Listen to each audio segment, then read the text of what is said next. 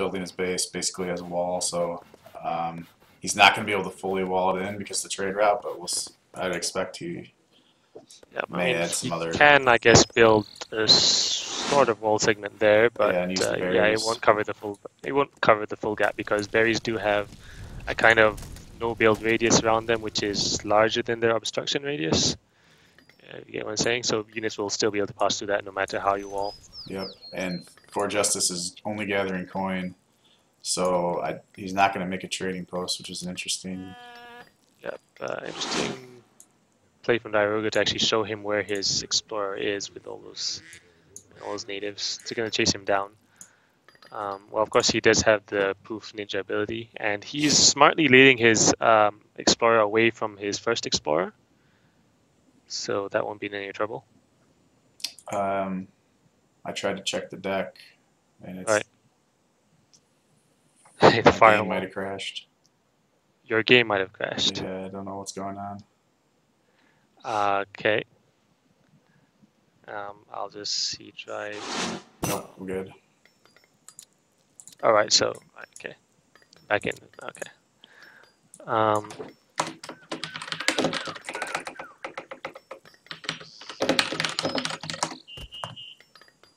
Not much to say here. ForJustice is, interestingly enough, gathering coin, and it may be up to 300 coin. Yeah, it seems like he might be stopping at 300. Yeah, it looks like it'll be a straight FF of some sort. I'm not sure if I like that.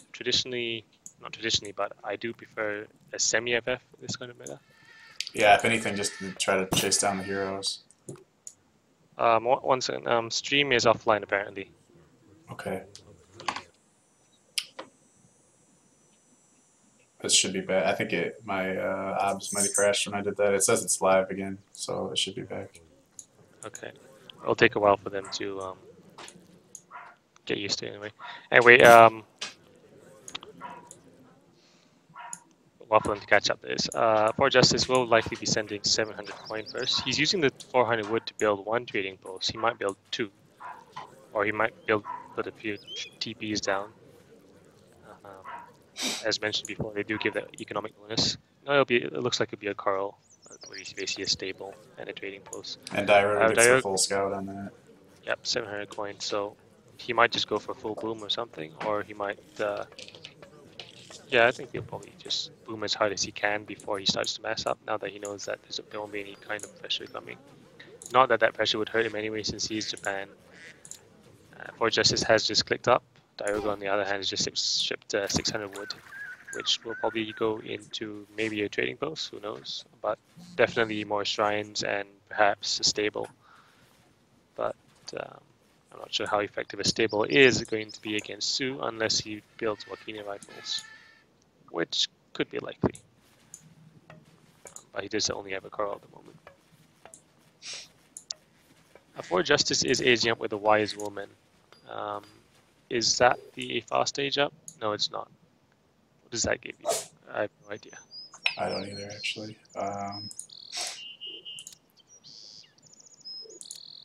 Right. That might be the hunting with the buffalo. Yeah, it could be the bison. 12 bison plus 20%. I don't quite like how ForJustice hasn't built any TPs. That means you're not abusing a feature of EP, which has made Sioux unique. You could have easily built at least one trading post, or not one trading post, but one TP, and had that permanent economic boost from the beginning of the game. Yeah, and he's chopping quite a bit of wood instead of... Yep, he's shipped to, he's saved to 200 wood now, whether that goes into a trading post or whether he wants to build a forward war hut. Yeah, it looks like it'll be a second trading post. And in the meantime, diarouga's got shrines all over the map. And he's 5 villagers behind. Right. Well, ForJustice has shipped 5 villagers just now. But he will, on the other hand, because of shipping those 5 vills, he does not have a shipment soon after aging up. And that will probably not be very good for him versus Japan, because you do want to get that pressure up ASAP with maybe 9 Wakinas. Yeah, and he did add a second trading post, and he's putting his war hut down, so he'll get a little XP boost from that. He will get a bit of XP boost, but it's 120 XP, 110 XP now needed.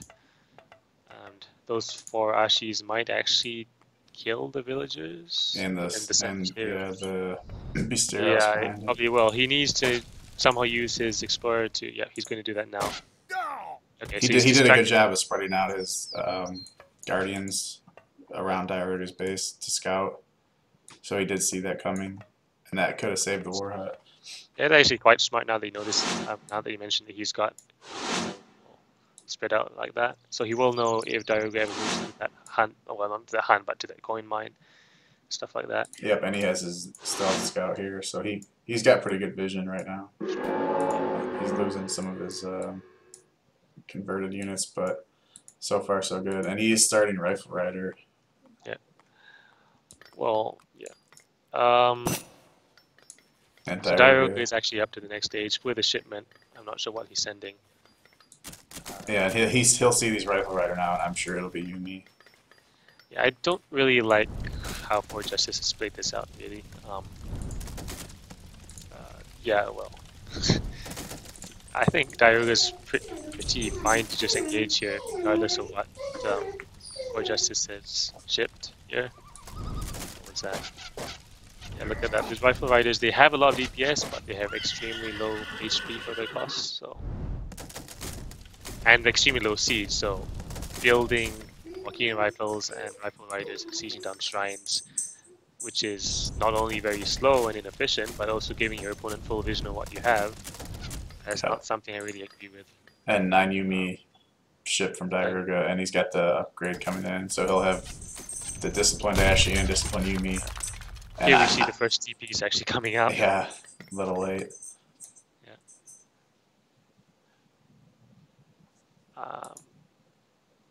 I'm not sure if ForJustice can hold this, to be quite honest. Well, he can probably hold with perhaps a batch of 5. I mean, but the problem is that holding is not what he wants to do here. He's up against Japan. He needs to be winning trades every fight. Yeah, but he's just letting Japan do whatever he wants to do. Just mass Yumi and Ashi is what it seems to be. And well, diarouga's not actually saving up or anything at the moment. He's just spending all his resources. Next batch was 5 Yumi. And of course, those are all the ranged units to get benefits. The 15% range damage from the Golden Pavilion. Really, well, I guess he's got these 3 Dog Soldiers, which might help him out here, but don't see it being that great for him.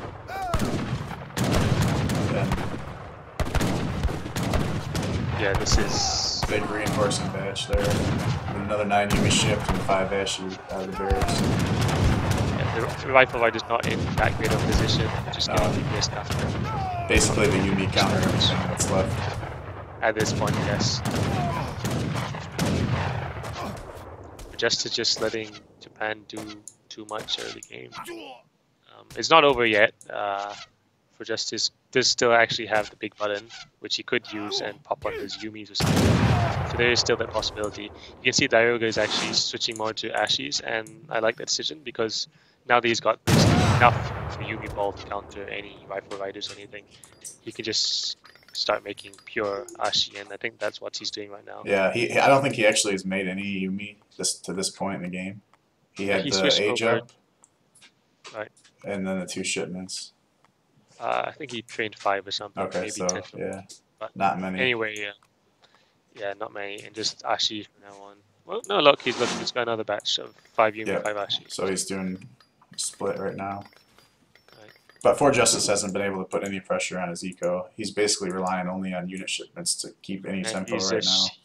Yeah, and he's shipped 5 X Riders, but those aren't even veteran. Well, now he is getting the elite, whatever upgrade, veteran's the upgrade. I mean, if ForJustice somehow manages to get out Dog Soldiers, here, but it's actually quite early in the game, so they only get 3 or 4 before only, so it won't be that effective. And yeah, I mean, I don't. Cap combat He's- is in, though. He might. Yeah, Captain what's in, but what's it realistically going to be able to do here? There's huge. Gosh, 10 more Ashy cannon from the back. light axe riders don't actually have that much HP. So if they're running around not actually doing much damage, then they're not as good as up the cap. Yeah, that's what's happening here. They're just getting DPS down. Actually doing much themselves. And ForJustice didn't even have a TP built near his forward base, so that. So it's, that brings the score to 1-1. So we want to update the scoreboard. Yeah. And we go into game number 2. What happened this game? I'm not sure if ForJustice just doesn't have much experience playing against Japan, or if he thought this would work, or but he didn't actually pressure Japan. And when he did age up with his TPs, I suppose that was okay with aging with TPs, but he didn't do much with his army. He shipped low siege units, he trained low siege units, and proceeded to siege with them, and didn't actually move them into diarouga's base, where maybe killing at least one villager or two would be a lot better than sieging down 2 shrines, or at least, or even 1 shrine, or 3 shrines. But anyway, this game, much to see here. Japan just out booming Sioux by quite a bit. Alright, I'll quit the game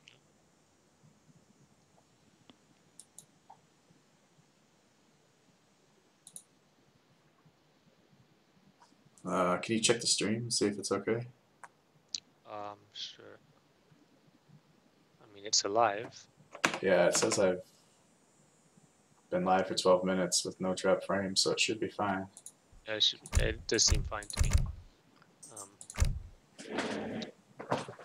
Okay, diarouga is hosted.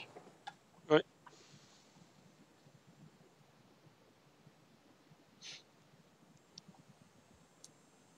ForJustice was just a bit confused as what to do in that game. I think I think he overbuilt rifle riders, overestimated them to the point where basically pure Yumi would probably counter whatever he had there. Well, I guess with a few actually mixed in, but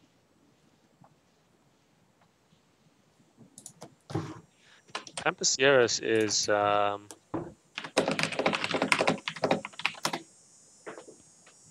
I'm not sure if there's any difference. He says he doesn't have the 2.2 version of this.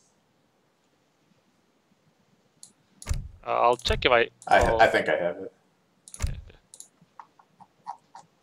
In the meantime, I'll go get myself a drink or something. Be right back.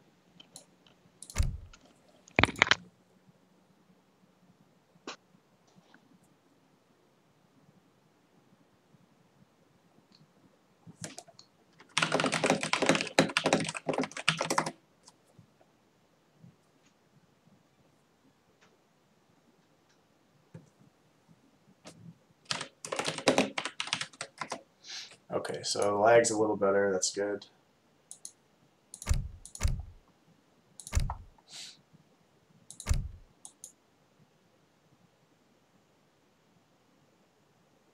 And we should be hosted up anytime now. For those of you just joining, the score is 1-1. This is the quarterfinals of the ESOC WarChiefs Classic. Thanks again to iwillspankyou for her donations. That's basically funded this tournament. I think the winner of this game plays Kaiser Klein in the semifinal. And then tomorrow we're going to have A's, who is co-casting with me, against Mito in the other semifinal. And I heard a rumor that there's going to be quite a cast for that game. I don't know if it's true, but I hope it is. So diarouga is going to go Aztec. I don't think that's very surprising on this map. No TP, so both Sioux and Iroquois, who kind of need the TP for the tempo, aren't good choices. If he picks Aztec, that means German, French, no port. I think that's one of the options.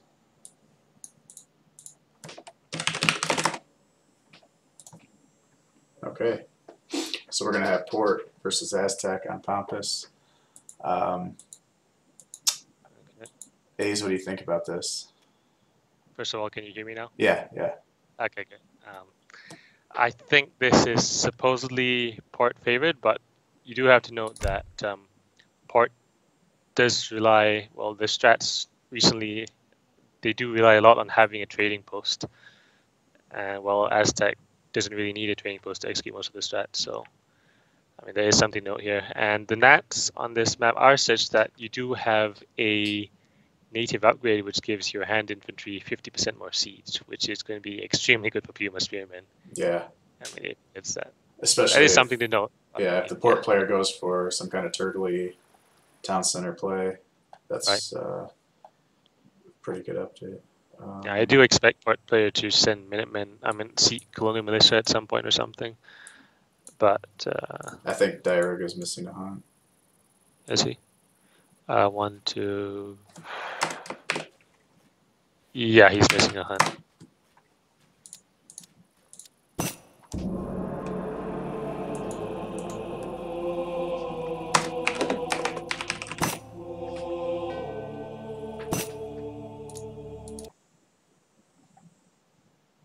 That was unlucky. Usually that map spawns pretty well.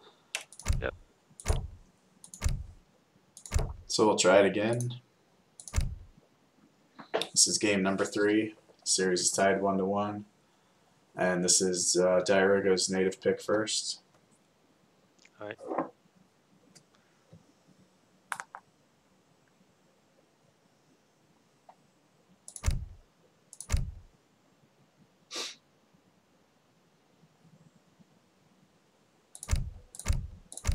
Okay, here we go.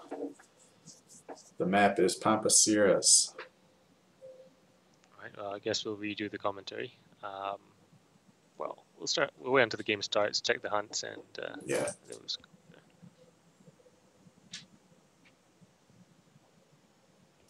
Make it easy for whoever edits this video later. Yep.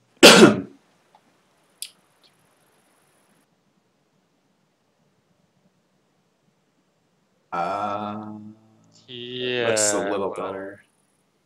It is a little better. Well, yeah, I guess it's kind of okay.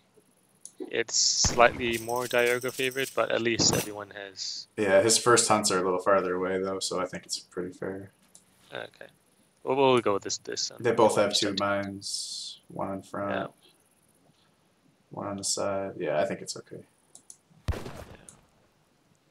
I mean, we can't have perfect max every time anyway, right. So we will go with this. Yeah. So, yeah, so Ports against Aztecs. People do say that this matchup is Ports favored, but hold on one moment.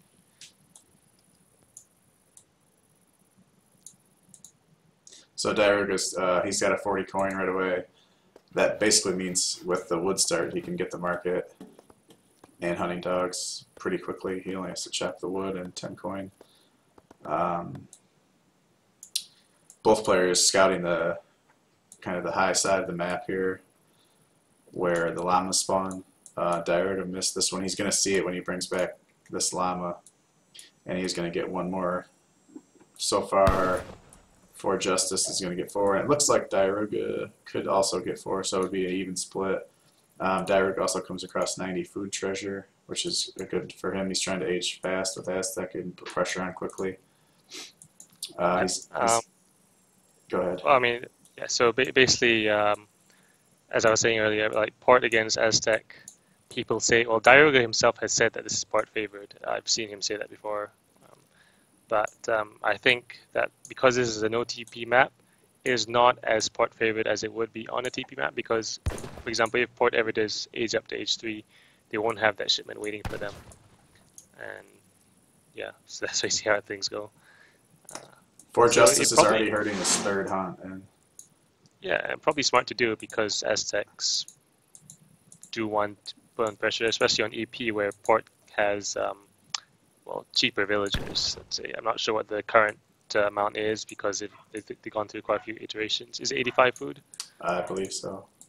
Alright, so 85 food per villager, which is a bonus that Ports do have on EP. They start with 1 less food crate, but in return they have 15, well, the villagers cost 15 less food, which just make it easier for them to boom.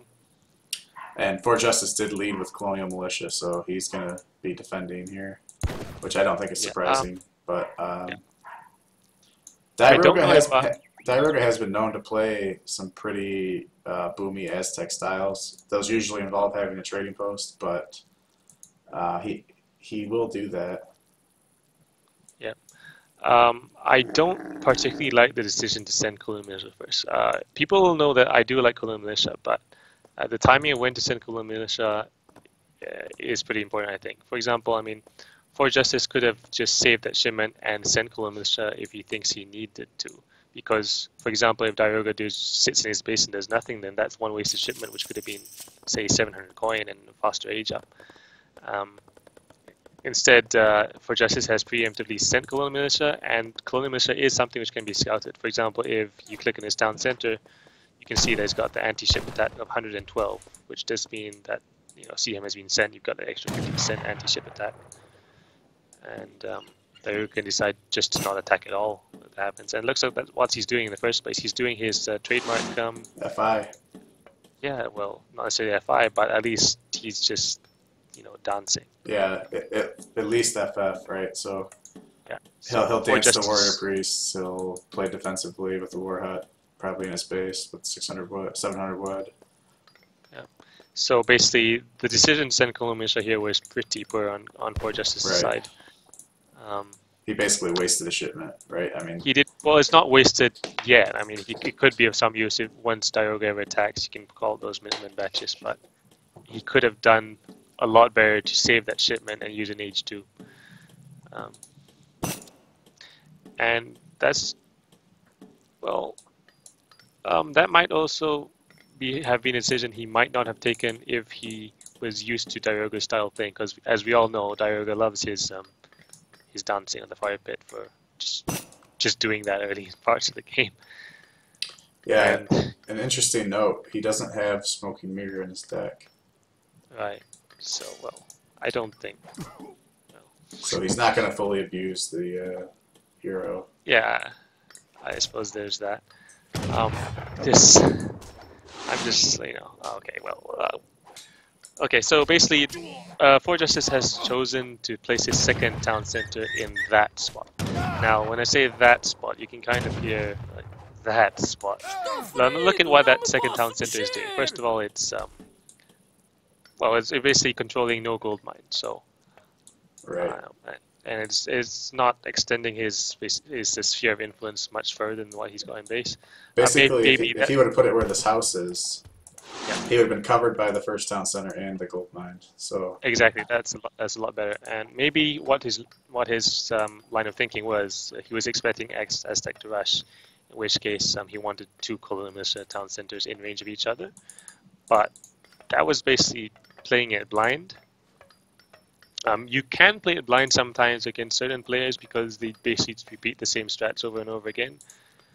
And maybe he could have gambled on the fact that Diarouga does love his FIs and placed his second town center a bit more aggressively. But in this case, he's just going blind, town center near each other, expecting a rush, sending colonial militia, and that's just not going to help him at all, whether early game or late. It's interesting that he chose Spice Trade as his second card if he was expecting a rush. Well, I suppose if you've sent colonial militia, then maybe you can afford to just not make any military units at all. So he's got 4 cav coming out now. Diarouga's seen the stable, so I don't think he's going to be terribly afraid of these. He does. He's up to 10 warrior priests around 6 minutes, so he's going to be able to spawn. And he does have a war hut. Yeah. So. And he's war hut is covering the mine and covering this hunt. And he does have 5 boom out, so he's very safe. Yeah, and those 4 hussars are basically not going to do anything. It might have been better for Justice to just click age up. I think what this game has demonstrated so far is a lack of scouting and basically too much assuming on what's going on, not enough scouting, not enough decision making basically. It's been on autopilot and his opponent hasn't done anything he was expecting his opponent to do. He does pick up the Explorer over here, which is he gets snared by the Puma. Oh. Yeah. Good split off one, but he doesn't get away. Yeah, he's going to lose 2. Yeah, so what happened over there was, I mean, yeah, he got caught, but you note that the way you click away from pikemen does matter quite a bit, because he clicked a short distance away, and they stopped for a while and actually moved back to auto attack this Pumas, so he got snared once again. And some people are good at avoiding that. They click far away enough so that that doesn't happen. But in this case, that wasn't so. Both players are about to age up around the same time. Look how diarouga just instantly revived his explorer. Yeah. Yeah. Well, the 100 XP is going to be nice for him because, as I mentioned before, Port does not have a trading post on this map, and so he will have a shipment waiting for him when he does age up. But well, I don't know what Port is actually going to do from here. He's just full on gathering food, so perhaps an FI of some sort. He's going to get a bill, logical, which is good for him. Yeah, logically to me, I think FI is on the cards here. Neither player really committing to attacking or pressuring or anything like that. He's getting a bit, well, his herding's been a bit poor. Yeah, you can see he just started north of that away. But yeah, this third town center, it'll be interesting to see where that goes. Okay, so it's going to be on the left side of the map. I guess that's okay. I mean, if he is planning to go for an FI or something, then, you know, having a third town center somewhere far away from your central base would be nice. So you can kind of ship things to the side there if your main base is under siege and you don't have enough units to defend those two heavy cannons or something. And it looks like diarouga is going to pressure right away. Yep. And he's almost up to the next stage as well. With the shipment waiting also. He got so much XP from killing those 3 cav. Yeah, ForJustice is actually spending his resources, but nope, here comes the 1,000 coin. Interesting. But we'll have to see if he can actually gather that. Okay, no, he's going to spend that for units, it seems. I thought he might be doing an FI, in which case I was a bit worried he'd be able to get enough food. He only has 1 stable, so he's probably making goons, I would guess. Yeah, goons units in queue. Nope, yeah, 5 goons. He just got out 5 goons, so... Yeah. Now, this is one of those situations where I'd say spending resources for the sake of spending resources isn't that great. You should scout first, and then decide whether to spend those resources into units or not. I don't see those 5 goons doing much, and if those 5 goons were there to defend, I don't think those 5 goons would have actually done much. I mean, you already have 2 colonial militia town centers. You've already invested a card into having that kind of defense. I think aging up faster would have been a lot better. Yeah, and here he goes to H4 right now. Yeah, so he's up to H4. Probably he will be intending to just spam goons and maybe 2 heavy cannons, but as we do know, diarouga does have that... well, he doesn't have Smoking Mirror, though. He doesn't have that. Right. So if he did have that, then those heavy cannons wouldn't be that effective, as we all know. For those viewers who aren't actually familiar with what Smoking Mirror does, it gives the war chief 35% speed. Now, that doesn't actually seem like a big deal, like what's a faster war chief going to do? But when Aztec ages up, they do have the option to age with a politician, well, whatever you call those things, which does give the explorer area damage and a special attack. And you use that special attack on heavy cannons or any kind of cannon, then it's very effective. Combined with the fact that you can just dance at the fire pit to give your war chief more hit points so it doesn't go down. Yeah, and diarouga's preparing for a huge timing attack right here. Yep. Now, this is where having the third town center over here might be of some use, because having that there, you can decide to ship the 2 heavy cannons there or something. Yeah. Look, there's a church here. Yeah. Wow. It could be for mercantilism for the XP. Yeah, he doesn't have the advanced church card, so. If it is for mercantilism, fine. How's he going to gather all that coin? Yeah, diarouga is going to pop. I mean, diarouga is going to attack right now. He's got the coin upgrade, okay, or the coin age up. This is an interesting build, but I just don't think he's going to have time to pull it off. Yeah, I mean, he might have. It depends on how he actually plays this, whether he plays this smartly enough, because we do have to know that, well, he is getting that 1,000 coin. He can actually get mercantilism, and he does have 2 town centers which are CM equipped. Right. So that's quite nice for him. He's going to... Yeah, good job kiting with the goons. There's So quite he a can do large as amount of mace here. But the mace, will, I think, will fall in one shot to these town centers, right? pretty much they should. Yeah. Just kind of moving back there. We can see the ForJustice is pop capped at the moment, and he hasn't even had enough coin to basically do what he wanted to do. I assume he wanted to do to research mercantilism, but he didn't have enough coin. He's got 1.2k coin. And he's doing a good job with goons. Yeah, he's making the best out of it as he can. Just can't get trapped here. Oh, he's gonna lose quite a few. Jens is in, but yeah, that's an interesting first card in this situation. It is. He doesn't have a shipment for his next card. He doesn't have 2 heavy cannons in his deck, so. Is that so? Then yeah. This was a kind of. I'm not sure why he would have F5. Yeah. He doesn't seem to have planned out his strategy very well. I think he took a deck expecting a rush, and he tried to adapt, but he just didn't have the well, right here comes deck the dual militia, so yeah, that's at least going to force diarouga back. But he doesn't have anything to snare to, so diarouga's going to be able to get away. Yeah, well, he does get 100 XP as well, which is going to be nice for his next shipment. But now you're stuck with this huge Minuteman army, which is going to be basically 1 HP army. I mean, an army of units with just 1 HP, and a light mace will just focus those down. And the double colonial militia has popped him pretty hard. Well, here comes the factory, so he might just put that on heavy cannons. Yeah, we'll see if he switches it over. It looks like he is. He was on coin. Right. Diarouga could probably be pushing right now, but he's probably just wary of what might be popping out. Maybe he hasn't checked the deck and doesn't know that there are no 2 heavy cannons. Usually when a port player does age up, you would, to the 4th age, you would expect 2 heavy cannons to arrive at some point, but that's not the case here. Scores have actually evened out. You could see earlier that ForJustice was about 20 score points down, but now he's, I guess that's with the addition of the factory.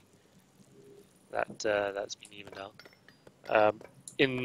In the way of anti-heavy cannon, diarouga doesn't actually have that much, aside from Arrow Knights and possibly the WarChief. So 1 heavy cannon might help a bit. I was saying something about the score earlier, but I just realized that most of his score is from those Minutemen, so that's not going to be... Use the other factory. Right. He is 10 bills ahead, so if he can hold, he's in a good position.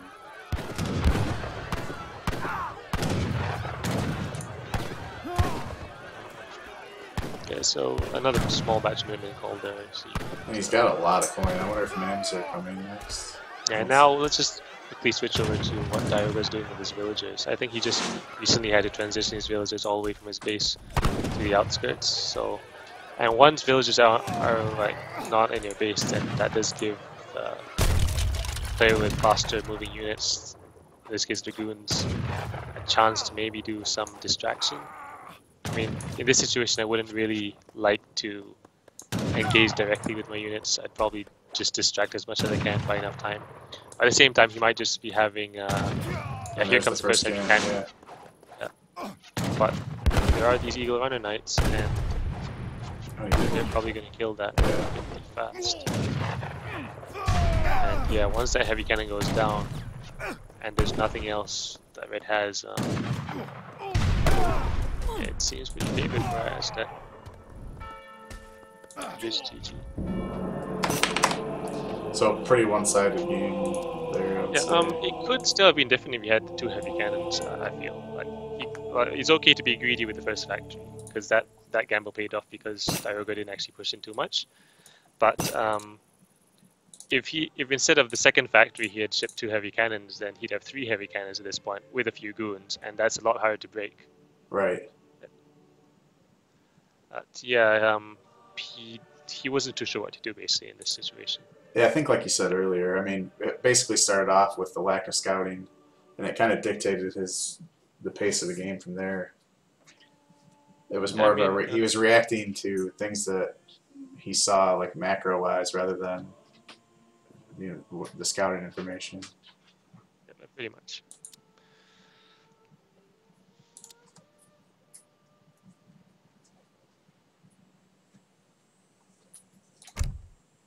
So the score is 2-1 in favor of diarouga.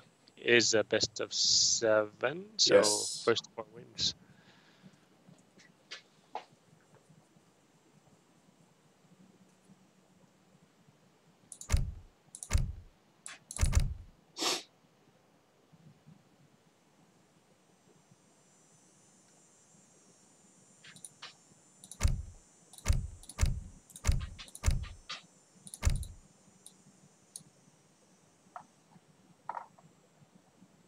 Diarouga doesn't have Klondike. Yeah, Do you have Klondike? I do.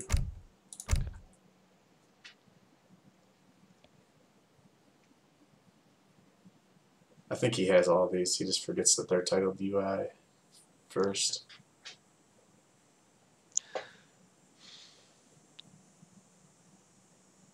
Yeah, so basically, ForJustice's decision making was a bit questionable that game. And decision making, as we all know, is very important in Age of Empires 3. He basically made, I guess, a batch of 5 hussars, which was pretty useless. That could have been a faster age up, faster FI, and in fact, maybe faster mercantilism, especially if he hadn't made those 5 goons.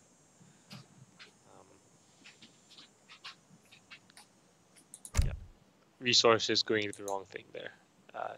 Not in terms of just natural resources like food, wood, coin, but also in terms of cards, which of course are a resource as well. Right. And on a non-TV map, they're a very valuable resource. You have to be very careful of how you spend those things.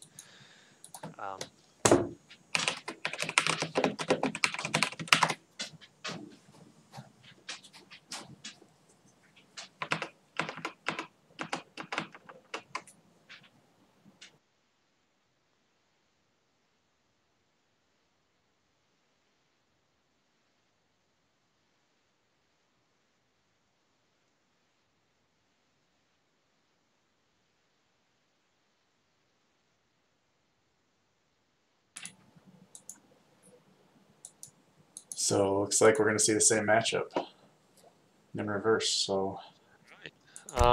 But now we have a TP map. I understand. Well, it is fairly low resource though, so there is that going for justice. So, I mean, but I don't really think Aztec is able to pressure port as much on this kind of map. First of all, you have the huge walking distance, so you do lose on a bit of gather time just by moving your forward base fields all the way to the other side of the map. And it is a TP map, so port can take the TP. Port can age up faster than it normally would be able to. Aztec, of course, do have the option to take the full trading post line if they want to, because Aztec's age 2 army. I mean, Aztec will normally have the age 2 presence, I think, and they'll be able to take the trading post line, just maybe siege down what port has. I don't know if port is going to send ATP though. That could be, especially with 5 trading posts.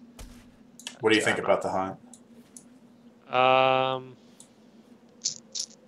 It's hard to tell in this map. Really. I think the third hunt is just a little far away, but I think he has it.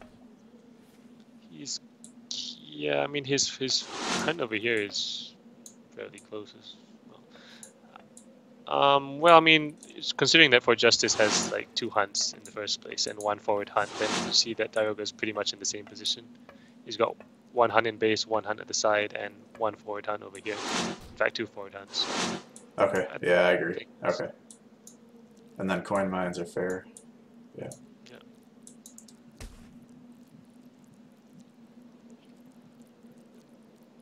Right, so. So it's a coin start, so no TP. No TP, but you could go for a market. Yeah, but he decided not to go for a market. Usually I would go for a market if there's a coin start and you know there's going to be if there's going to be a I've forgotten my train of thought. Yeah, so if you start with a 100 coin start and you know there's going to be small coin treasures around the map, then usually I would go for a market just blindly, because then you can just trade for that. I mean, you build a market, you trade the coin for wood, and then you build your house, and that's an extra 20 XP at the very least, and the ability to get your hunting dogs, whatever, upgrades much faster. We don't know what they're going to do just yet. Let's check. Right, so diarouga does actually have ATP in his deck. but whether he goes for ATP or not, we don't know yet. And he does have 2 cannons, so if he does go to FI. Right. It is good to note. This is nice of ForJustice to play at this time. It's 1 in the morning. UA is for casting. This is the same time zone. Yeah, especially considering I've got my match tomorrow, so not gonna get much sleep, but you know, for the sake of the stream. So. Yeah, thank you, both of you. So what's ForJustice gonna do here? He's just gonna, well, looks pretty standard so far. Both sides. ForJustice is what? He's only at 400 food at the moment, though. He's queued up to 16 out of 20 population. I'm not sure if that's normal for Aztec. Well, he might just cancel one later on. But no, I think it's normal because the WarChief, I mean, not, the warrior priest does cost one population. So that's correct. Yeah. So what you were saying earlier, if you look at ForJustice, he's gotten 120 gold just from the treasures. And diarouga has 160 from the treasures, so in both cases that's basically 100 wood at the market. Chests of coin haven't actually been gathered up, so for example if diarouga had gathered that 100 coin, he could have traded for 2 sets of 100 wood. In which case that's basically plus 100 wood, because coin is not critically useful in the early stage of the game. And that would have meant maybe one more earlier ATP. We can see that he is going for ATP, yes. Seeing how he's positioned. First TP's down on the far side of the map. And that's an interesting choice of where to put it, and I think that's probably the correct choice. Just placing it with your fastest building unit on your opponent's side of the map, so your opponent would be forced to siege them down if you want to take trading posts on his side. And no forward villagers from the Aztec player. Yeah, that's probably, I guess, well, I don't know if it's smart or not, but that's just how this map might work. Yeah, forward market. Yeah, no forward villagers, but forward market, sure. Well, I don't know what ForJustice's game plan is going to be here. Probably 700 wood first is what I would expect. And then from there, he can't actually boom very hard. Because he can't take the trading post line. That's why he will be forced. Yeah. He's got 3 warrior priests, and now we can note a difference in how they're actually using the fire pit compared to diarouga. I mean, comparing diarouga in the previous game, his use of the fire pit, and ForJustice in this current game. So, what we saw diarouga do in the previous game was basically boom using his fire pit. In other words, just keeping enough villagers on his on hunt to be able to constantly train villagers, and then having the rest on the fire pit just to get those warrior priests out as fast as possible. Now, instead of what ForJustice is doing here, he's just having those warrior priests dance on the fire pit and just having the villagers gather. I think that would be better suited to a situation where he was actually training units and applying some pressure. In this kind of situation where, I mean, you're not really doing anything with your resources, I think it's better to invest in something which will basically be better for the long term. In other words, dancing for those warrior priests. He might be trying to just go for a straight FF with those villagers, though. That's what it's looking like right now, yeah. He's just going to gather the resources straight, not going to ship 600 wood or anything. I mean, 600 coin or anything. On the other hand, we see that diarouga has a full 5 TP trading line. Yeah, and so no matter what, so no matter what Aztec does at this point, he's going to be behind. Especially since Port is going to have 3 town centers when he's up to H3, and then, yeah, I mean, diarouga just ships 700 food, which normally would not be a very efficient shipment compared to other shipments, but if you can age up faster with it. Yeah, I'm not sure I like that shipment in this situation.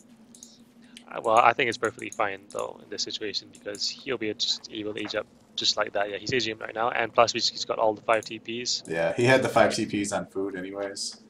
Yeah, it's not an efficient shipment, but it's in this situation it's a good decision, I feel. Yeah. Look, he's got another shipment out, and he's going to have another shipment ready soon. So that's just how big having all the 5 trading posts on this map is. and ForJustice has not contested that at all, has made no attempt to contest that, and is basically doing, once again, a strat which is not being adapted to what his opponent is doing or is likely to do. It's once again a kind of blind choice. But he will be easing up himself as well. Diarouga placing down the stable. And third town center probably going to be around here. Yep. Just going to get that gold mine and have some secure coin for the rest of the game. Yep. Yeah, I mean, at this point, I'm not really sure what ForJustice can do. He's basically ceded a free 20 villagers to diarouga and map control. That's it's almost the opposite of last game where he had no map control as port. Diarouga basically controls the entire map. He's up faster and has the full trading post. Yeah. And his third trade, here's his third town center just giving him map control, superficial for the time being, but line of sight at the very least. It looks like diarouga's just going to go to 4. He scouted the base of ForJustice. He hasn't seen a warhead anywhere. He has no reason not to. ForJustice, some idle villagers here, but yeah, he's going to toss them onto food, it seems. So he's just gathering exclusively food. So to me, that's a bit odd. But another FI? Yeah, I think so. What does he have in his deck? He does have Smoking Mirror in his deck, actually. And so he might be trying to beat diarouga his own game, but I think this kind of method is not too great on this kind of map at the very least. But yeah, we'll see how that pans out. He does have villagers on berries for some reason. I'm not sure why that's the case. Yeah, he's basically taking the same path as diarouga did in the previous game. With a completely different build order, Yeah. actually. Well, similar. Twice in a row. Okay, so that might explain things a bit. Now he's going to be just going straight onto it. So we will have basically an FI. Yeah, this is pretty much the build if you want to go for the FI. Diarouga this is one. Basically hyphenated it to do the H3 pressure. But this is the most common build I've seen, and diarouga does this quite frequently when he goes for the FI build. So this was, I guess this might have been a textbook, I mean, depending on what you want to call a textbook, this is a textbook kind of build, but a textbook kind of build is not necessarily what you want to use in a tournament setting. Right, on exactly. strange maps like this. Well, there's five trading posts. You do want to adapt things a bit. You can see his Smoking Mirror. Yeah, now look how fast the WarChief is. Yeah, the WarChief. But I mean, diarouga knows what's up here. And Dragoons are out, and he does have 2 heavy cannons in his deck. He does have the 2 factories, and most of all, he does still have that trading post line working for him. So if he ever needs XP, no problem. So one interesting note is that ForJustice hasn't researched the founder tech, which basically doubles the bonus for the hero, and that's really important in H4 because you really want to get that unlimited 20 mace shipment rolling, and you need to generate as much XP as you can in the fights. So that could become an issue. High Priest of Extilton or whatever it is. Get extra 50% HP after extra 50% attack.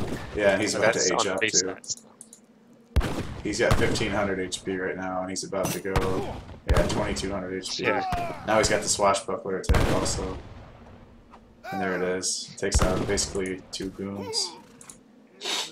Doing well for him, but what's he going to do from here? I guess ship a bunch of shipments. He's 61 in the population. Yeah, so now what he can do is he basically dances with 25 vills, ships mace, and uses his fire pit to produce Skull Knights, and then to resurrect his hero. So it's really just a fire pit management. Yeah, and hope that works. Basically. Yeah. But and here's the 2 heavy cannons. Pretty much knows what's up here. And smart by diarouga, he unpacks them right away, and he starts to wall up. So I think this is basically the counter to this build at this point for him. He just creeps forward with walls and keeps the hero out of play. That's true, but if ForJustice sees those heavy cannons right away, then there's not really much to defend at the moment. I mean, he does have a 2.2k HP Explorer, but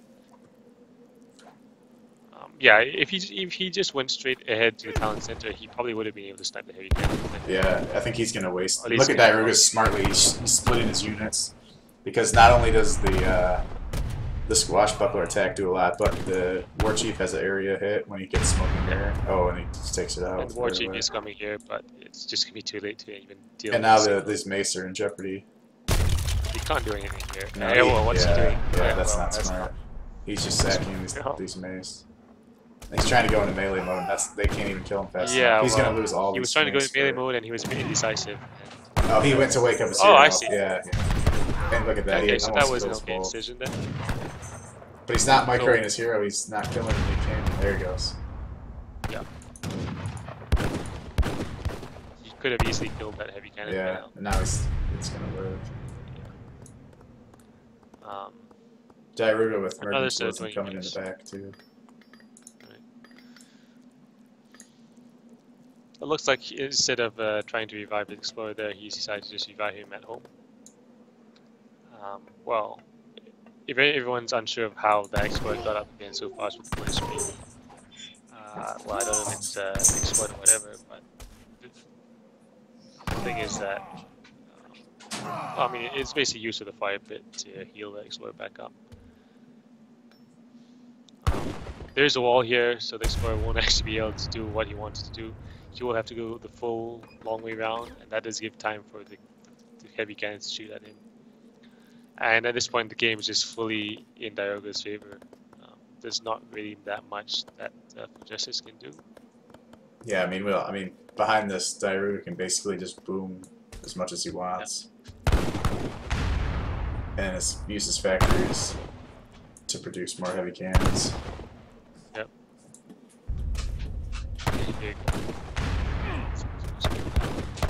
I guess at the very least, Explorer is up. It'd be interesting if diarouga maybe made. Okay, so here's his chance right now. He's got both cannons down. He can really abuse the fire pit. He needs to keep this momentum. He needs to keep the momentum.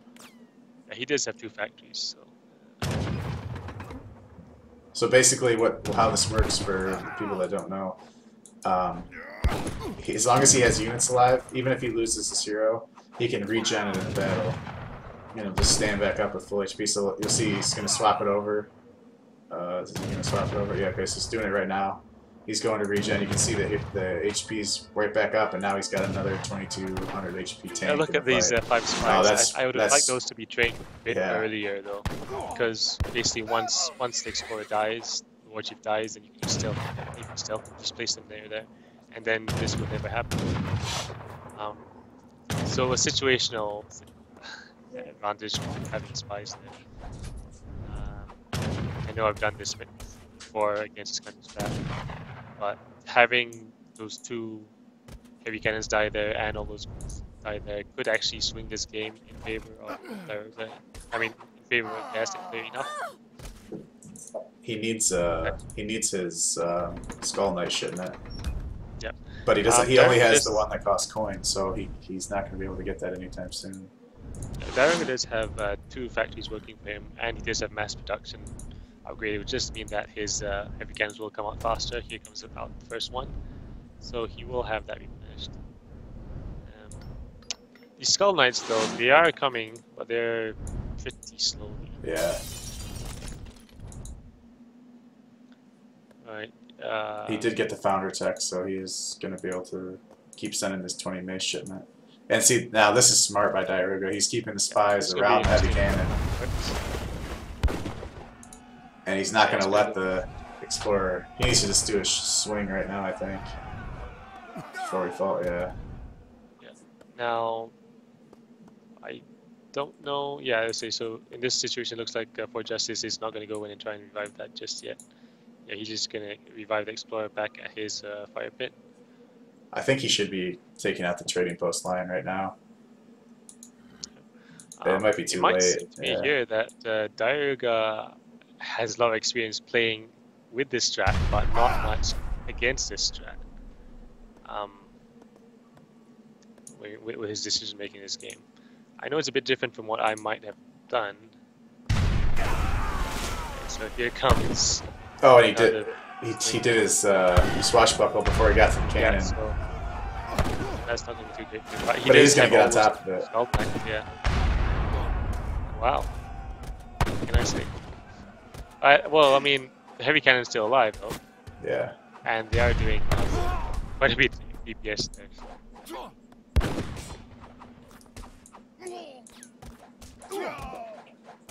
I would have liked him to split up his Macehualtins. Yeah, he's not targeting the cannon either. There he is. Yeah. Now And here comes Bypasser, so. Oh, and Mams. Good pop. And man. Yeah.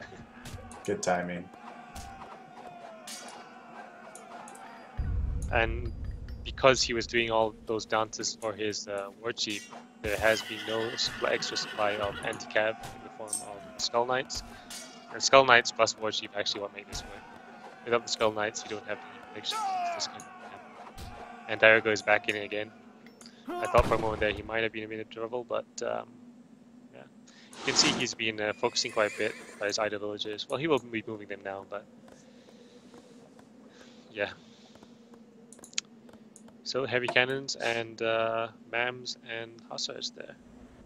And diarouga's upgraded the train, so he's just racking up XP and resources on this trading post line. Very important for the long game here, because usually that takes quite a bit of time to pay off.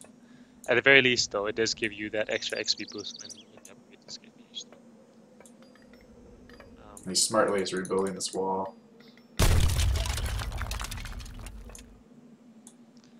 I think ForJustice missed his chance there. Yeah, I agree. That was the best chance he could have hoped for. But Imagine if he, instead of one of these 20 mace that came in, he had 8 Skull Knight. Right. And that would have swung the fight so hard. And plus the 7 siege. Skull Knight. Yeah, it is 7. Okay, so. And here comes like 3 heavy cannons, and the spies are there as well.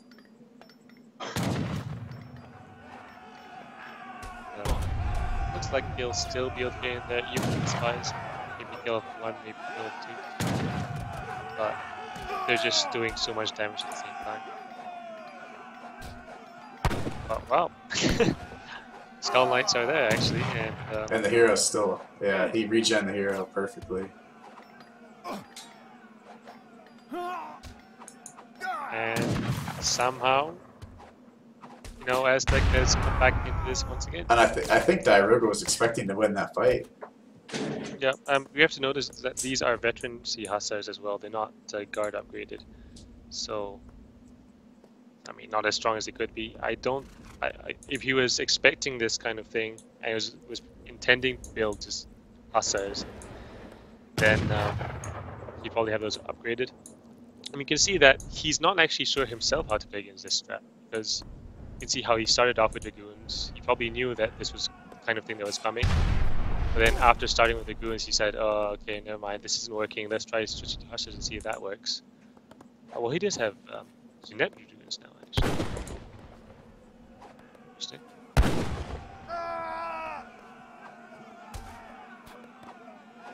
And once again, the game has swung in favor of diarouga. It seems like whenever one army goes too far across the middle half of the map, then we just get back.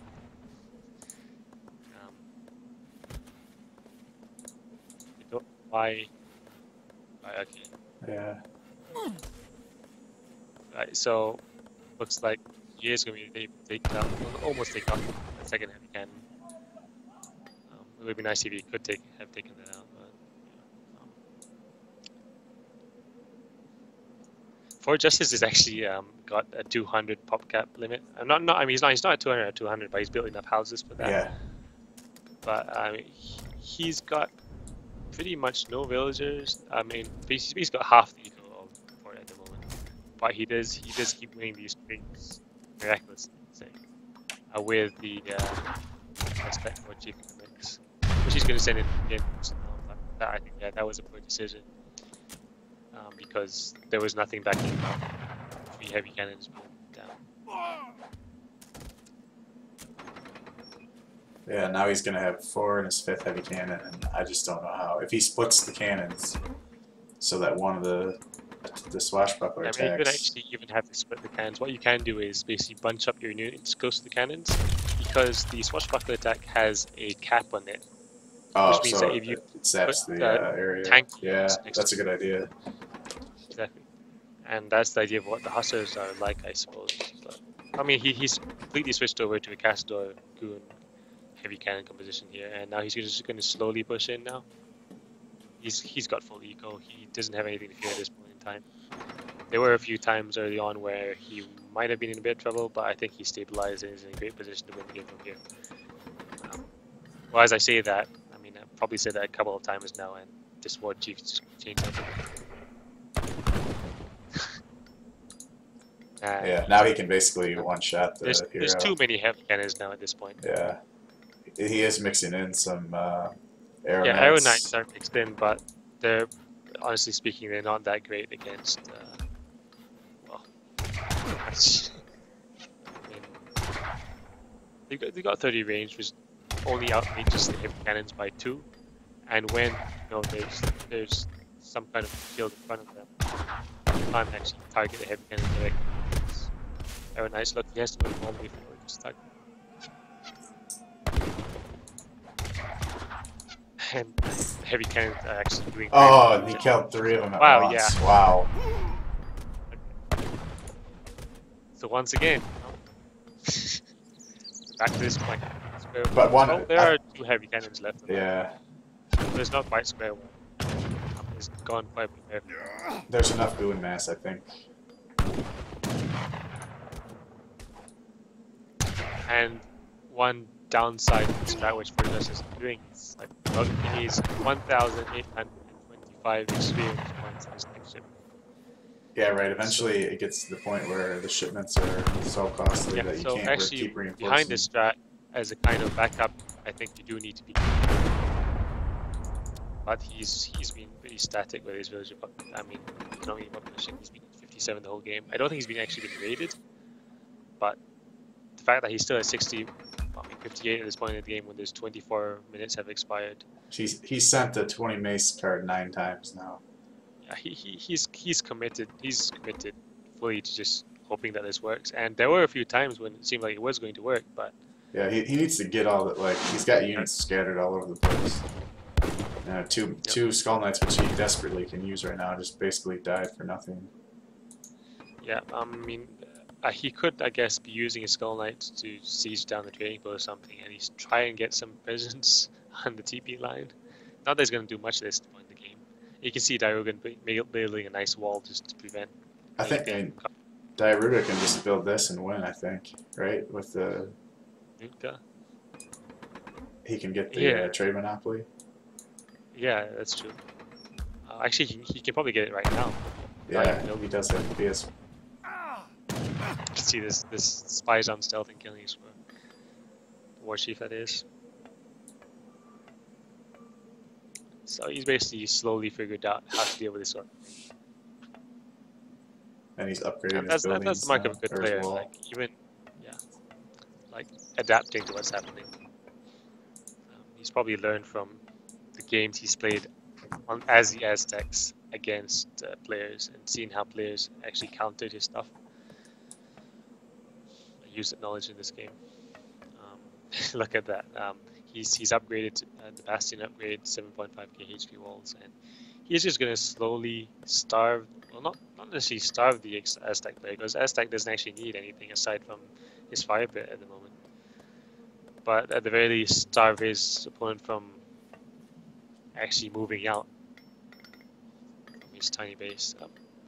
We can see how little of the natural resources ForJustice actually used. Yeah, he recognized there's no way he can win, really. Yeah, there's no way to win. He'll die eventually.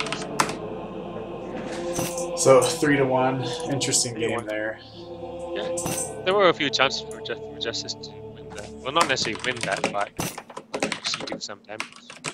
Stage 4, that combo going. diarouga claiming laying claim to the strat which ForJustice has used. The whole idea around it was actually, though, originally from JP Community.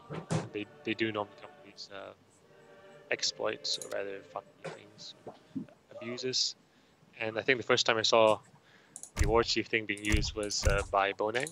Yeah, As we all know, seen that a couple times. But what diarouga did is taken the build and maybe optimized it a bit.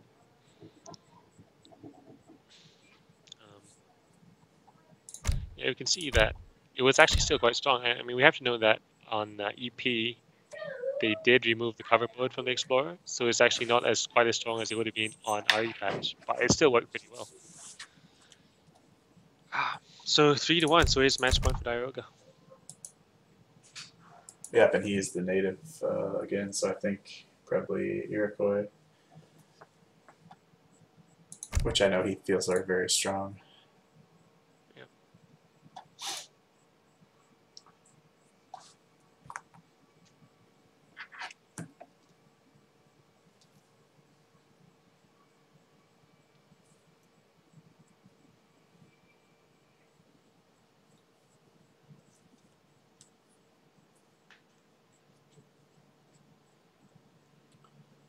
And since we already played a no TP map, I think it's pretty likely that whatever the next map is, we'll have a If you look at the Twitch chat right now, then you see diarouga says, "Now I understand the feeling," which does imply that he hasn't actually played against this strat very much, if at all.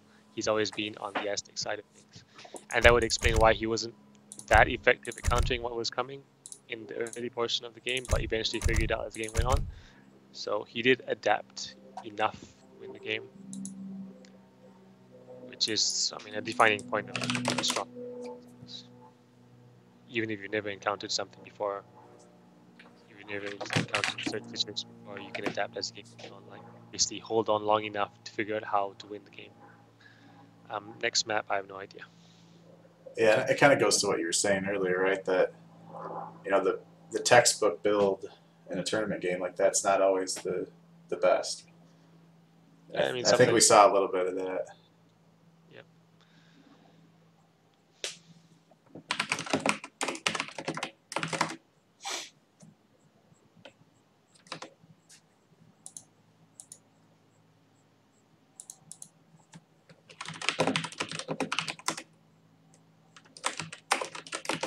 So he is 0. Let's see if he locks in. Yep. Okay, so I think by now these guys probably know what the counter civs are, but let me take a look quickly.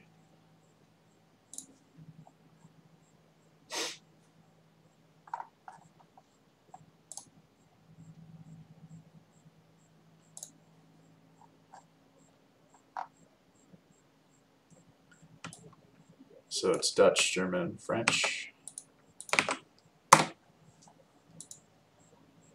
I don't know ForJustice very well, so I'm not sure what his strong civs are. I'm not too sure either. I guess I've seen him play Dutch before. I played against the Dutch before. So you've made it quite far in this tournament. What are your thoughts here on the best European counter to Iroquois? I like Dutch, to be honest. Okay, and it seems like ForJustice does as well. That's who he's picked. Yep. Composition-wise in Age 3, Aztecs, I mean, it's all down to skirms, basically, in this kind of situation, I think, who has the strongest skirms. And, not Aztecs, sorry, Iroquois does have the strongest skirms, so they do have a compositional advantage, but ForJustice, as Dutch, does have that eco advantage, so you can mass more. I mean, you can maybe build something up from that. What I'm expecting diarouga to do as Iroquois is probably do some sort of semi-FF with a TP, but you know, we'll have to see. Yeah, I think we can expect to see something very similar to what we saw in Game 1. What I'm interested to see is how ForJustice is going to play this. Like, is he going to build Spy? You know, that's my most important question I want answered right now. Because if you build that Spy and take down that WarChief, I mean, not only is that good for you in the game, but it's also good entertainment value. So does that mean tomorrow we can expect to see some Spy play against Mito? I mean, Mito knows me pretty well, so we should also probably take the opportunity to wish him happy birthday. Yeah, happy birthday! Yeah, happy birthday to Mito. It is today is what, the 20. Well, it's just still the 25th on that side. So 25th of August. Happy birthday, Mido. If you're watching this now, if you're watching it post stream, and everyone, please wish him happy birthday. Still sound bug, but doesn't matter. Yes, he's got an excuse right now. All right. So yeah. Yeah, we won't start with that. How were the hunts though? I guess a bit worse for Justice, but this map always has questionable hunts. Yeah, I think It's not too bad. I mean, he does okay. at least have, he does at least have that hunt fairly close to his base. Sometimes like the second hunt is really far off. His front hunt is a bit closer. Yeah, well, it seems I mean, good enough. Basically. Yeah, the way they walk on this map is. Yeah, ForJustice has had his envoy stationary for quite some time. Usually, of course, you do want to have that exploring. Yeah, now he's going to start moving that now. If we switch on the fog, then he'll probably come across diarouga's discovery terroir and see where the longhorn is being built. Interesting choice of location. That does give him line of sight of whatever comes from this choke. So, not interesting, but smart choice of location rather. Unless, of course, ForJustice somehow goes some sort of skirm pike build and sieges that down, in which case it becomes a liability.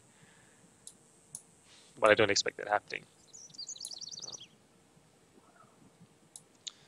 Yeah, and he is going to scout the 60 wood that's on diarouga's side. Yeah, he will be able to take that. And that does mean for Dutch, that does mean a faster bank. Yeah, he did get 80 wood prior to that, so he'll be quite a good H1. Now, I'm a bit concerned as for how ForJustice's Egypt is going to go. Because as Dutch, I know I pay I pay quite a bit of attention to how much food is left on your hunts. And he's got 88 food left in that, while 68. He's going to be a bit inefficient. He's going to have some idle villager time before he can age up, I think. Not much. He just about make it. Yeah, just about make it with the 3 villages. Perfect, yeah. But he doesn't have him shift collect or anything, so he does idle for a little while. Yeah. So as I was saying, a bit of things to do with Dutch macro is because your villagers cost coin. Basically, what happens is you're not killing very many hunts, and that does mean that sometimes you have all villagers in one hunt, and just as you want to have the food age up, that hunt runs out. So and that just happened to diarouga actually. He's got some idle time because of that. Right. So not doing too. I mean, he didn't handle that too well. Yeah, he had about 7 villagers on one hunt that ran out before we got to 800. Yeah, so there's one small thing to note when you're killing only a few pronghorns and just ignoring the rest of them. That you do have to be checking how much food is left on your hunts so that you can anticipate in time when you need to start herding your hunt towards your villagers. I mean, I know people say herd your hunts towards your town center, but it's important to note that when you're trying to be as efficient as possible, you want to herd your hunts towards your villagers, because close to villagers equals faster gathering, basically. Close to TC means faster, not faster, but better villager protection. But in the early parts of the game, you want to be just gathering as much as you can. As a result of the wood treasure, you can see the first bank going up quite fast, though. Well, actually, not that fast, though. It could have been a bit faster. Yeah, and the diarouga kind of sticking to the script we've seen before, trading post and a market. Yep. And I do fully expect the war hut to go forward, possibly, and he'll be shipping for Kenya, but I mean, that's what I would expect. But, yeah, I think he's pretty repeatable with his Iroquois play. This will be Wise Woman Egypt, of course. He's not up fast, so he'll have the additional resources that'll help him get out his unit batch, tech his market, if he chooses to get another trading post. We can see ForJustice just building banks, basically. No intention as of yet to build a military building. I mean, he might just go for full banks. With the 700 wood, he could mix in a military building, but he could also just go for like two extra banks. Yeah, and he does get the scout on where the war hut is located. Yep, with an envoy. And diarouga just taking a second trading post here.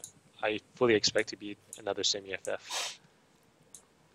ForJustice might, yeah, looks like he's going to take a trading post of his own, which is smart because otherwise, I mean, trading post presence is pretty important as the current meta stands. And he does start stable. He starts stable. And the 4 Kanye are out for diarouga I now. think he could probably have gone without the stable, to be honest, and just built another bank. With the cheaper banks on EP, I mean, this is just my personal opinion and not necessarily what may be correct, but I believe that just ignoring your military building for as long as possible and just placing down banks is the best way to go. With how cheap they are, well, not that cheap, 300 food now. So, I mean, it's just 50 food cheaper than they were before. So 300 food, 350 wood. And here comes the first 5 Tama also. Yeah. Here comes a bank wagon. 5 Tomahawks, 4 Kanye.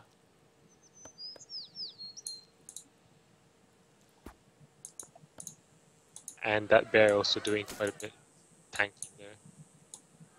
So 4 banks up. diarouga's identified this, and he is sending his 5 Tomahawks there.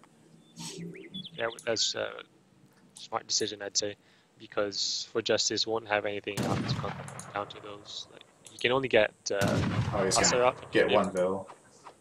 Yeah, pathing there for the villager, unfortunate. But it looks like diarouga just mixing in a few Aena just to keep up the pressure. And 5. While his Tomahawks are just seizing it down, yeah. So he's gonna lose these 4 Aena.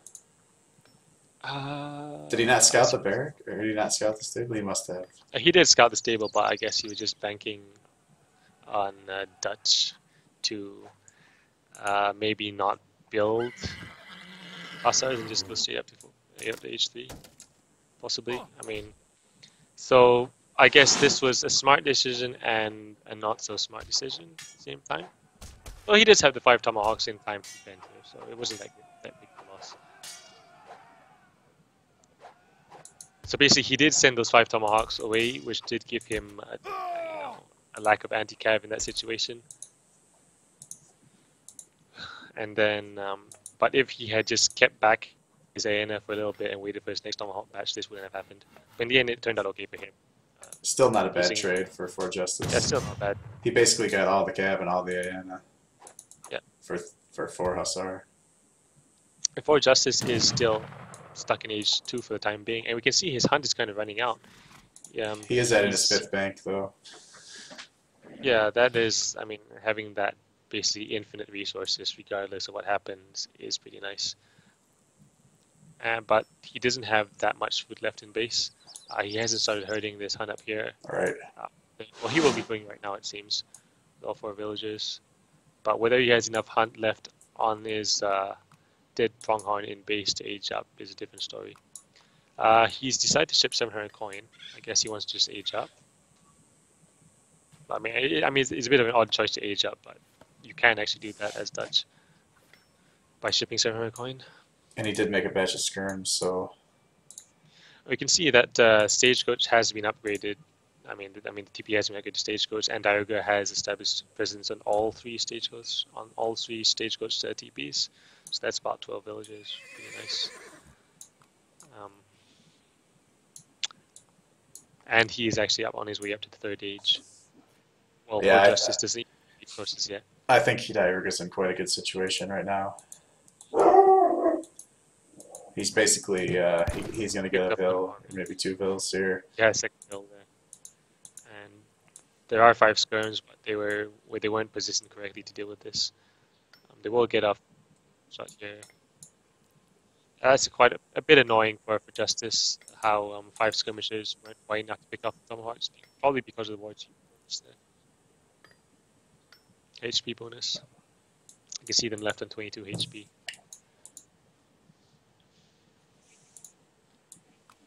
He's trying to do a bit of reading here. We'll pick up 1 villager. Yeah, he'll understand in time. And he did split up 2 hussars to look for things. Yeah, he really needs to get to H3 though, because diarouga's going to have the Forest Prowler advantage right away, which are already stronger units, as you pointed out earlier. And ForJustice only now getting the resources to click up, and he will start clicking up. Now. Sorry, I can hear my dog in the background. Um, So he is what is being quite Portuguese? active with the cab. Oh, and diarouga snuck these vills out in the middle of the map, but he does have his army there nearby, I guess. He's trying to He trap is being these quite active, cav. yeah, but I think that might become a liability. Yep, here comes like the shipment. It was usually going to be some kind of cav shipment, and look, Diarouga's smartly splitting off one light gunny horseman to trap them all. Yeah, and he does a good job there getting us around. And these are age 3 upgraded units against age 2 units, and yeah, he loses basically 1 for the price of 5, which is a great trade. Yeah. The thing is that when you're raiding someone, you do have to be careful of what can possibly come. And you know, after someone's aged up, it could be a goon shipment, it could be well a 6 cav shipment as you saw here, and you might be raiding, you might be keeping villagers in the town center by doing so, but you could at the same time lose all your units as you saw. And ForJustice training helps. This is very unusual. I've actually seen. I mean, he trains quite a lot of helps for a player, and it is an interesting choice. Interesting, to say the least.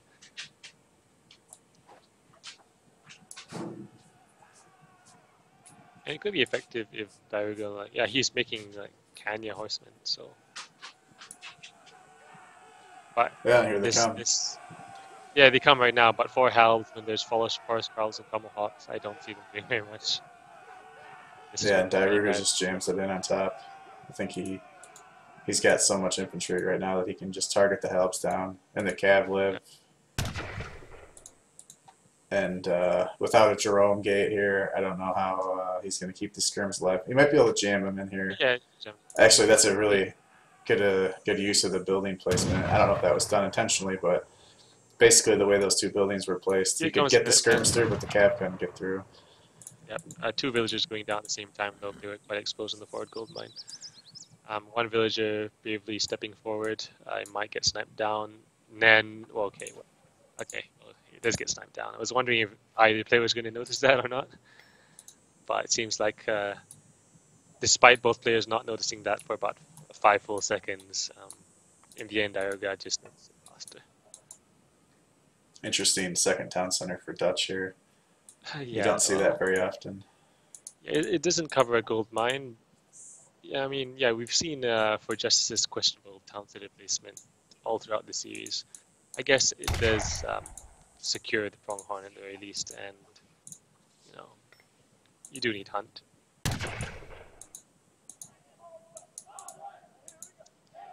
I mean, economically wise, even after losing maybe 5 plus, maybe I mean probably close to 10 by this point, villagers. You can see the Dutch still is in the lead economically wise, but military wise quite far behind. And composition wise, that's only going to get worse. A few nice snipes there though. Yeah, I think it's time for diarouga to just jam it in here. Oh, he does get a little out of position with his cav. And another batch of Haas. Yeah, this could be good. This is actually a really good position for the Dutch players, is what he needed. He needs to target down those musket riders. With skirmishers, yeah. He's taking out the hero, which is a good... the forest prowlers in the back, just uncontested, are just doing so much damage. Not that bad at bait, but it looks like Iroquois is going to put a hit here. He does have the superior. Well, what can Dutch do from here? I guess he could try for Stradiets. There are no musket riders left. Maybe a batch of 5 hussars and a batch of 5 skirmers. You can see these kind of, he's not doing that good of a job hurting them towards town. I think his attention's been on the fight the whole time. He even has Idleville there. And now it's just 45 military, which is that lone skirm in the board. Well, 5 hussars and 7 reiters. Interesting choice to have 7 reiters in deck. Yeah, that would be a Nilla player thing, I'd say. And diarouga smartly, he thinks all the villagers are in the town center, so he takes out the market, so and he can't trade. Yeah, for Dutch, that's one of the most important buildings. I don't think he knows about this yet over here. Yeah, probably not yet. I mean, he will have that scouted, so he will have seen the pronghorn under the fog of war, but I expect he hasn't actually looked at that side of the map for quite a while. Eventually, the villagers will be on top of each other here, but I think He's it's got too quite a late. big Yeah. cav presence here. Just skirm cav at this point. Skirm, yeah, skirm hand cav. He did ship 5 veteran curses. There goes. He's gonna siege down houses. It's well, I mean, look at the score though. You've seen all the military advantage that diarouga has had. Even after doing that much damage, the scores are actually fairly even considering what's happened. Well, now it's moved to the 35 scores, but just now it's like 10. Well, how can Dutch win this? What I would do in this situation if I were red, probably a 5-5 Hal batch, 5 passive batch, and this coming down from the back would be nice. I mean, that kind of positioning would be the best way. Well, Yeah, I think his only hope is to try to trap all the infantry under the cav. Yeah, the diarouga being this. I think he's just discovered what's happening here. Probably because things came into line of sight of what he had. Cav combat for ForJustice. I think he really needs units at this point in time. You know, if he had Swiss Spike coming out here, that could swing the tide of the game. Like Swiss Spike pop from the town center. I'm always thinking in terms of what he can do to come back with this. And 12 Swiss Spike plus this Cav would do the trick. But he just didn't have just.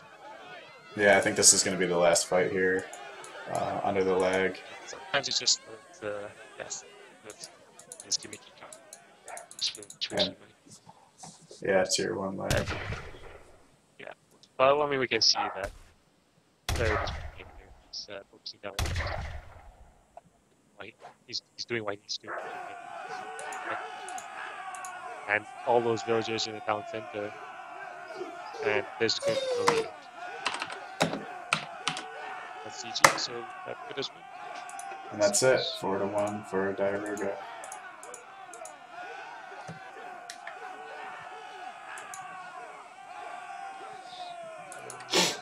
So that makes it diarouga versus Kaiser in the other semifinal, right? And then you play Mido tomorrow. So four pretty good players heading into the quarter or semifinals of this tournament. We'll see how this lack of sleep will. Yeah, and if just kind of back to what you were saying, if you look at the resource line, look at the power of the banks. I mean, ForJustice was basically had diarouga in his main nearly the entire H3, and diarouga had 3 stagecoach CPs, and he still got crushed in Eco.